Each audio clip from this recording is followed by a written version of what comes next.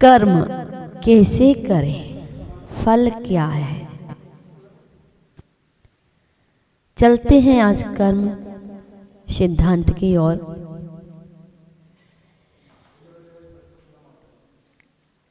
कर्म किस प्रकार बंद होते हैं और कर्म किस प्रकार क्षय होते हैं, कैसे कर्मों का बंद होता है और उन कर्मों का क्षय कैसे करें।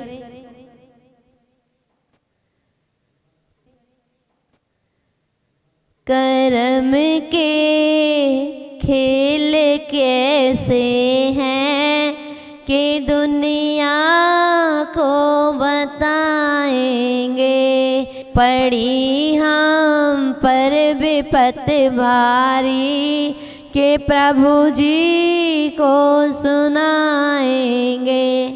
अवध का राज मिलना था, तिलक श्री राम के होता, अयोध्या रो पड़ी सारी, सुना था बन को जाना है। जनक की लाडली बेटी अवध का मिल गया वैभव, नहीं मालूम सीता को करम क्या दिन दिखाएंगे। क्या सीता सती को पता था कि एक राज घराने की लाडली बेटी और एक राजा की पुत्र वधू और कर्म का उदय जंगल जंगल परिभ्रमण कराएगा, ऐसा पता था क्या?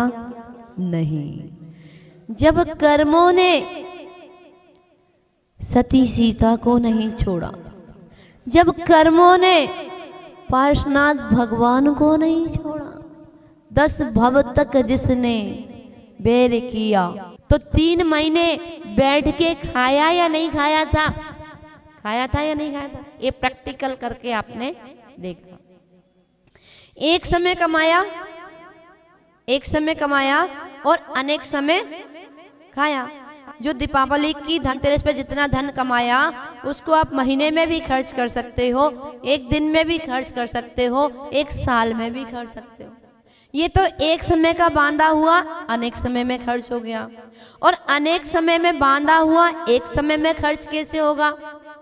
एक अनेक समय में कर्म बंद करते हैं और एक समय में फल देता है, वो किस प्रकार होता है? तो उसका उदाहरण है इस प्रकार से, जैसे आपके यहाँ बेबी हुआ और जैसे ही उस बच्चे का जन्म हुआ उसकी एफडियां बनवाना शुरू कर दी। हर साल उसकी एफडियां बनती रहीं, हर साल उसकी एफडियां बनवाई। जब वो 20 से 25 वर्ष का हो गया तो कितनी सारी एफडी हो गई? बहुत सारी एफडी हो गई। कितना धन संचय हो गया? बहुत सारा धन संचय हो गया। और जैसे ही उसके विवाह की तैयारी हुई, विवाह की तैयारी हुई 25 साल के बाद, जैसे ही जितना 25 साल तक धन का संचय किया था और 25 साल के होने पर आपने उसकी एफडी तुड़वा दी और उसकी विवाह में लगा दी, तो कितने साल तक धन का संचय किया था? 25 साल तक। खर्च कितने दिन में किया? एक दिन में। समझ में आया? इसी प्रकार एक समय का बांधा हुआ कर्मफल अनेक समय में दे सकता है, और अनेक समय का एक समय में भी दे सकता है और अनेक समय में भी दे सकता है, और अनेक समय का बांधा हुआ कर्मफल एक समय भी दे सकता है और अनेक समय भी दे सकता है। अंजना सती ने पूर्व पर्याय में कर्म का बंध किया था। 22 पल के लिए प्रतिमा का छिपाई थी और अगले भाव में क्या मिला? 22 वर्ष तक पति वियोग। तो हम अपने कर्मों की निर्जरा कैसे करें? उसमें बताया कि देव शास्त्र गुरु की भक्ति करके प्रभु का अभिषेक करते हैं, प्रभु की शांति धारा करते हैं, उस क्षण भी अगर हम ध्यान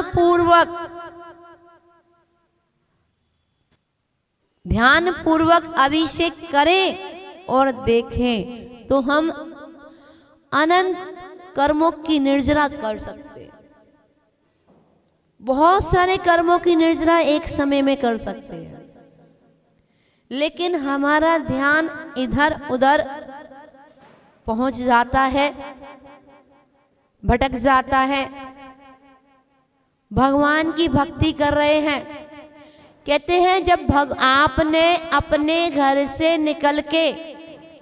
निकलने का भाव बनाया, जल्दी जल्दी स्नान कर लो, जल्दी जल्दी चलो मंदिर का अभिषेक निकल जाए, मन में भाव चल रहा है, अभी आप मंदिर नहीं आए, केवल मन में जैसे ही प्रातःकालीन की वेला में आप उठे और आपने मंदिर जाने का भाव बनाया, वहीं से आपका पुण्य संचय होने लगा, पुण्य का कोष भरने लगा।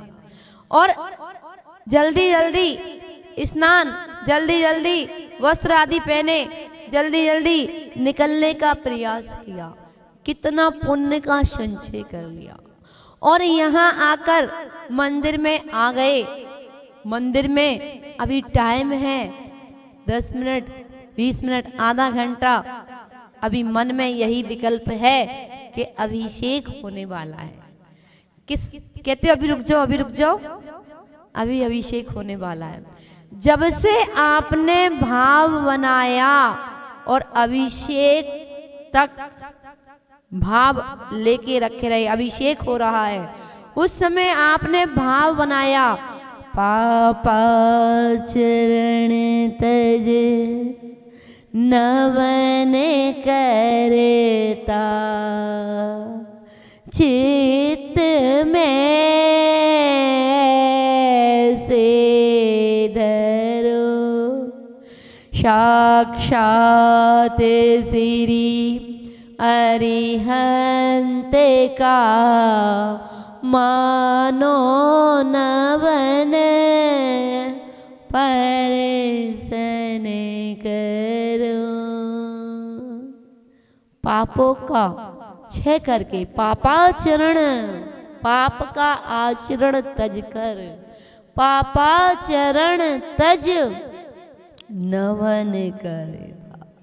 ये जब भाव है हमारे, जब हम अभिषेक कर रहे हो, जब हम अभिषेक देख रहे हो, तब हमारे हाथों की मुद्रा, हमारे भाव चेहरे पर आना चाहिए।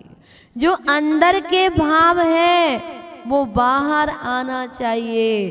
और जैसे ही हमारी मुद्रा पापा चरण तज नवन करता, चित्त में से धरो, साक्षात श्री अरिहंत का मानो नवन परसन करो। आपने 100% पुण्य का कोष भर लिया। पाप क्रियाओं को छोड़ा जाता है, पुण्य क्रिया सहज में छूट जाती है। जैसे जैसे गुण स्थान बढ़ते चले जाएंगे, वैसे वैसे आपका पुण्य धीरे धीरे अपने आप छूटता चला जाएगा। पुण्य करने के लिए भी पुण्य चाहिए, पुण्य कार्य करने के लिए भी पुण्य चाहिए, गुण स्थान बढ़ाने के लिए भी पुण्य चाहिए। और पुण्य का फल क्या है? पुण्य फला अरिहंता। पुण्य के फल की प्राप्ति होना अरिहंत पद की प्राप्ति है। इसलिए हम जितना संचय कर सकते हैं उतना हम पुण्य का कोष भर सकते हैं। पॉजिटिव सोचना, शुभ सोचना पुण्य का बंध है, अशुभ सोचना पाप का बंध है। सोच विचारधारा तो हमारी प्रत्येक समय चल रही है। हमारे ऊपर दुख संकट आया, कहीं किसी ने हमें अपशब्द कह दिया, किसी कोई कर्म के उदय से आर्थिक स्थिति या मानसिक स्थिति या शारीरिक और जहां मन में विकल्प हुआ कि इसने मेरे साथ ऐसा किया, इसने मेरे साथ ऐसा किया, पूर्व का कर्जा तो था ही, आगे और ले लिया। चक्रवर्ती ब्याज चलेगी तो दुख का डबल दुख मिलेगा। इसलिए हम भगवान का उपकार माने कि हे भगवान हमें जैन कुल मिला। पंचम काल में 4 गतियां हैं, 4 गतियां हैं जो उन चारों गतियों में नरक, त्रियंच, मनुष्य और देव 4 गतियां हैं। उन 4 गतियों में मनुष्य पर्याय, पंचम काल में मनुष्य पर्याय प्राप्त करना और उस मनुष्य पर्याय में भी जैन कुल प्राप्त करना और जैन कुल में भी सच्चे देव शास्त्र गुरु का सानिध्य प्राप्त करना। कितनी दुर्लभता से मिली है, कितनी कठिनाई से मिली है। अगर मनुष्य बन जाते, कहीं और भटक रहे होते, किसी और जाति में होते, कोई दुष्कर्म कर रहे होते, कितना बंद कर रहे होते, पर हमारा पुण्य कितना गाढ़ा है।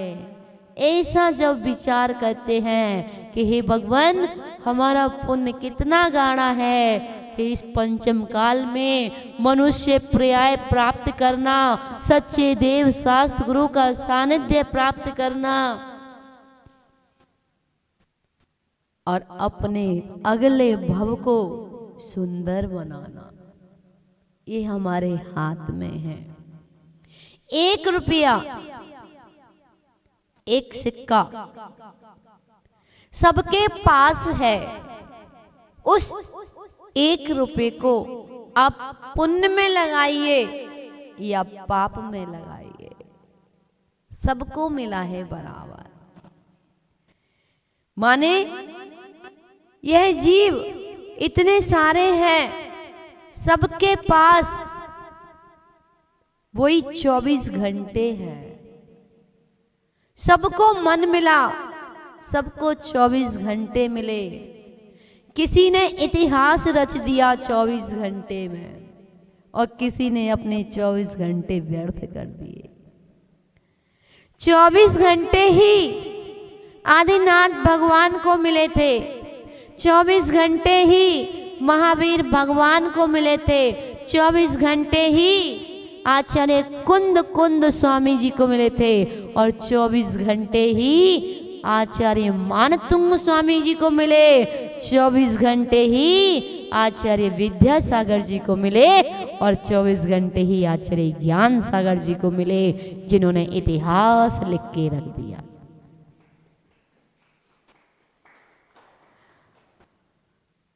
हमारा ये सौभाग्य है, ये पुण्य का संचय है।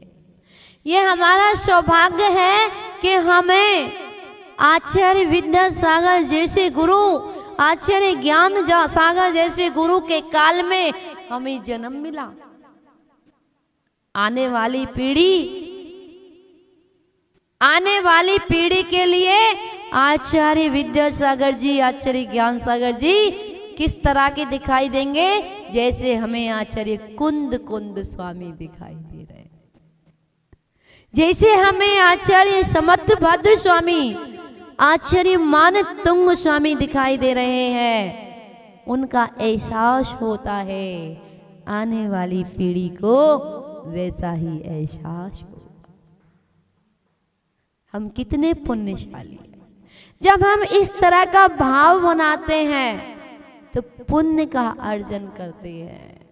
और जैसे ही भाव पलट जाते हैं, ए भगवान क्या सरदर्दी ले ली, कर्म बंधना शुरू हो गया। आधा गिलास भरा है और आधा गिलास खाली है। आधा गिलास भरा पॉजिटिव विचार, पॉजिटिव थॉट्स, आधा गिलास खाली नेगेटिव विचार, नेगेटिव थॉट। आधा गिलास भरा पुण्य का संचय, आधा गिलास खाली पाप कर रहे हैं, इसको और भरने में लगे हैं। खाली है, खाली है, खाली है, खाली है। भरा भी कह सकते हैं, आधा तो भरा है ना। जिसको आधा भी नहीं मिला उसको देखो। जब हम अपने से नीचे वाले को देखते हैं तो हमारे भाव संभल जाते हैं। इसलिए अपने भावों को संभालना है। भाव ही भव वर्धनी होते हैं, भावना ही भव वर्धनी होती है और भावना ही भव नाशनी होती है।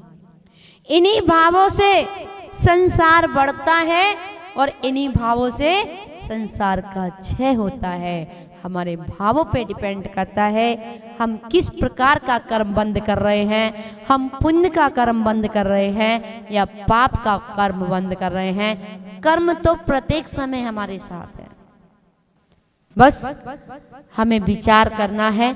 शुभ और शुभ कर्म बंद करेंगे तो शुभ फल मिलेगा, अशुभ कर्म बंद करेंगे तो अशुभ फल मिलेगा। एक समय का बांधा हुआ कर्म फल अनेक समय भी फल दे सकता है, एक समय भी दे सकता है, और अनेक समय का बांधा हुआ कर्म फल भी अनेक समय भी दे सकता है, एक समय भी दे सकता है। जब आपने कर्मों के बारे में समझा और इसको हम अपने जीवन में उतारेंगे तो एक दिन हम भी अपने कर्मों का क्षय करके, और ये 24 ही आप देख रहे हैं, इस 24 तीर्थंकर भगवान की तरह हम भी एक दिन सिद्धालय की यात्रा करेंगे। बोले पंच परमेष्ठी भगवान की।